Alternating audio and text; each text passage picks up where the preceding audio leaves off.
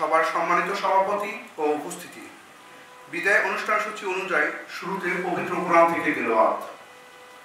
পবিত্র কোরআন থেকে তেলাওয়াত করবেন আলমান হাসপাতাল লিমিটেডের মসজিদের ইমাম হযরত মাওলানা মুফতি জাকারিয়া আল ফারুকী। আউযু বিল্লাহি মিনাশ শাইতানির রাজীম। বিসমিল্লাহির রহমানির রহিম। এই পর্যায়ে শুভেচ্ছা বক্তব্য ও স্মৃতিচারণ এম.এ.কে আজাদ চৌধুরী স্যার। যেতে নাহি দেব তবু যেতে দিতে হয়। আমাদের আজহার চাচা যে কত প্রাণের মানুষ ছিলেন, তারা যারা তার পাশে মিশেছে তারা জানে কত রাত বিরাত মাঝরাতেও ফোন করলে কে আছে, চাচা আছে, আসছে। একবার আমার শাশুড়ি হঠাৎ করে ইন্সকালের খবর আসলে উনি ইমরাটের হসপিটালে রাতের বার, তো আমাকে যেতে হয়, ড্রাইভার আগে চলে গেছে, তো আজহার চাচা আমাকে নিয়ে গেলেন। আমি বললাম চাচা আপনি তাহলে যান, আমি পরে আসবো, কিন্তু উনি আসলেন না, উনি থেকে গেলেন। আমরা সব শেষ করে তারপর আমাকে অনেকের আসে আমার বাসায় নিয়ে নামাই দিল, যাতে আমি কোনোদিন বলবো না, মানে সাধারণ চালক না। আর দীর্ঘ এবং সুস্বাস্থ্য কামনা করি, আল্লাহ তাআলাকে আলো হায়াত তাইয়্যিবা দেন, সেটা আমরা সবাই কামনা করি। ভালো থাকবেন এবং সমস্যায় হলে আপনাদের স্মরণ করবেন, আমরা আপনার সাথে আছি। শুভেচ্ছা ও স্মৃতিচারণ বক্তব্য দিবেন ডক্টর শহীদুল্লাহ স্যার। আজহারুল্লাহ বিদায় সম্বর্ধনা।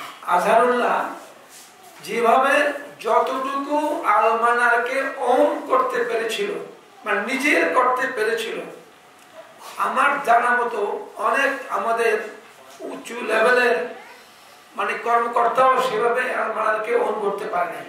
আজহারুল্লাহ সে কথা না, মানে রক্ষা হয়েছিল।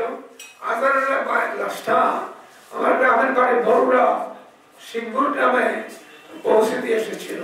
বাংলাদেশের প্রখ্যাত অর্থোপেডিক্স অধ্যাপক ডক্টর আর.আর. কোহলি স্যার। আমি আর.আর. কোহলি স্যারকে বিনীত অনুরোধ করব তার স্মৃতিচারণ ও শুভেচ্ছা বক্তব্য রাখার জন্য।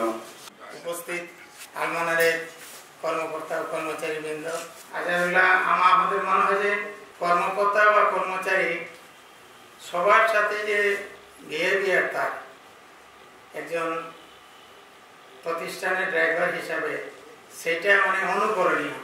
এবং আমার কাছে মনে হয় যে সে ক্লান্ত পরিশ্রম করতে পারে, তাকে যখনই কখনো সে না বলে, ও যদি ঢাকায় যখনই আসে তখন যেন আমাদের সাথে দেখা করে।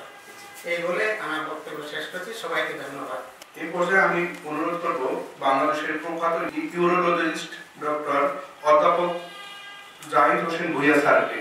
সেই পুরান আলমানারে প্রফেসর সানোয়ার হোসেন বর্তমানকার চেয়ারম্যান রাউন্ড দিতে এসে বললেন, তোমরা কেউ আজহারুল্লাহকে অসম্মান করো না, অসম্মান করলে হাসপাতাল অবনতি হবে।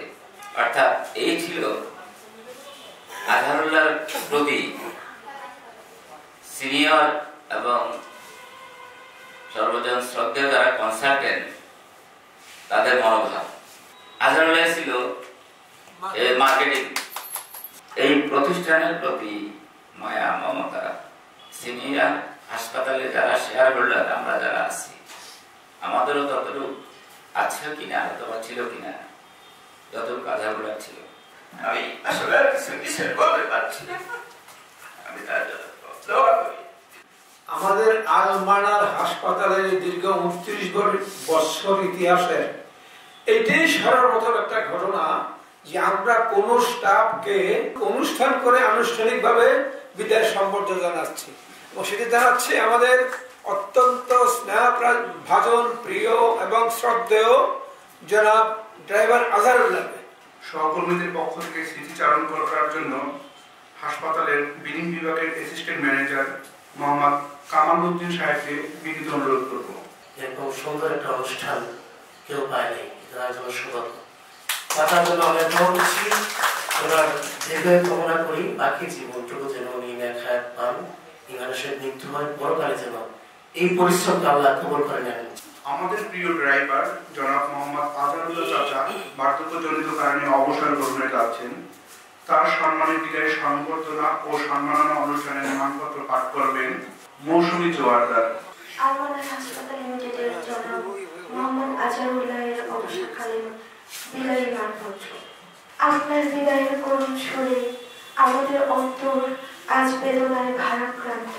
আপনি ছিলেন নিরলস কর্মী, আপনি হাসপাতালের রোগী, চিকিৎসা কর্মী এবং প্রয়োজনীয় ব্যবহার্য সরঞ্জামাদি নিরাপদে পরিবহনের দায়িত্ব পালন করেছেন। শুভেচ্ছান্তে আলমানার হাসপাতাল লিমিটেড, সকল পরিচালক, কনসালটেন্ট এবং স্বাস্থ্যকর্মীবৃন্দ। বিদায় সংবর্ধনা বক্তব্য রাখবেন আলমানার হাসপাতাল লিমিটেডের সম্মানিত ব্যবস্থাপনা পরিচালক অধ্যাপক ডক্টর আবু খলদুল আল মাহমুদ স্যার। তিনি যে কতটা কাজ করেছেন সবার কথায় উঠে এসেছে। তিনি যেভাবে হাসপাতালকে ওন করেছেন, সুলতানা রাজিয়া বেগম ম্যাডাম, তিনি বলতেন তোমাদের মার্কেটিং তো তোমাদের ড্রাইভার সাহেব করে, কারণ গাড়িতে উঠেই বলে যে একটু রুগী যদি না দেন কেমনে চলে, আমাদেরকে বেতন কেমনে দিবে, আমি আমরা বেতন চাইবো, তখন মানে ওনারা যায় রুগী দিয়ে দেয়। এই পর্যায়ে আমি জনাব আজহারুল্লাহ চাচার ব্যক্তিগত অনুভূতি ও প্রতিক্রিয়া শুনব।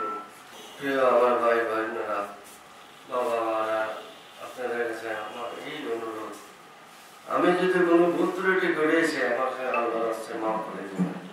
আমিও যদি কোনো কথা বলে থাকি আপনাদের কাছে এই মাফ। আমি এখানে দীর্ঘদিন কাজ করতেছি, কাজ করিয়ে গেছি, নিজের আপন মনে হইলে কাজ করছি, কোনো বেতনের পয়সা চাইছি না, কোনো পয়সা চাইছি না। এই